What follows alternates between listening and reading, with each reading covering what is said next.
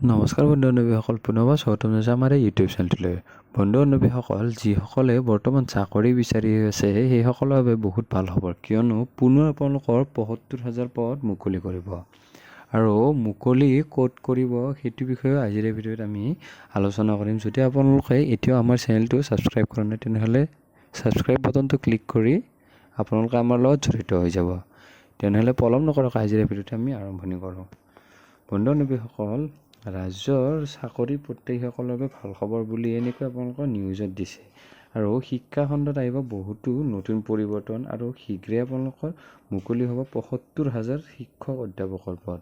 মানে টিচাৰৰ বাবে প্ৰায় ৭৫,০০০ পদ আপোনালোকৰ মুকলি কৰা হ'ব। লগতে যি প্ৰিন্সিপালৰো পদ থাকে টোটেল আপোনালোকৰ এনেকৈ ধৰি প্ৰায় ৭৫,০০০তকৈ অধিক পদ আপোনালোকৰ মুকলি কৰা হ'ব।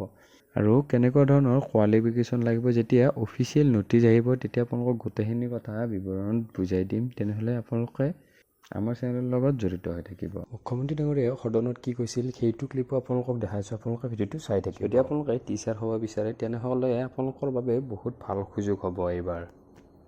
অহাবাৰ চৰকাৰ অহাৰ লগে লগে বাকী নিযুক্তি বাদ প্ৰথম ৩ বছৰতে অকল শিক্ষা বিভাগতে ৫৫,০০০ চাকৰি দিব।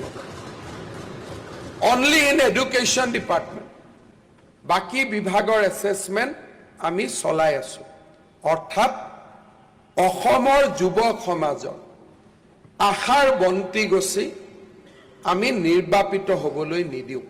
তেনেহ'লে বন্ধু বান্ধৱীসকল, আজিলৈ ভিডিঅ'টো ইমানখিনি আছিল। পুনৰবাৰ আপোনালোকক নতুন ভিডিঅ' তাৰ নতুন ইনফৰমেশ্যন লগ পাম। আজিলৈ ইমানে, ধন্যবাদ, জয় অসম।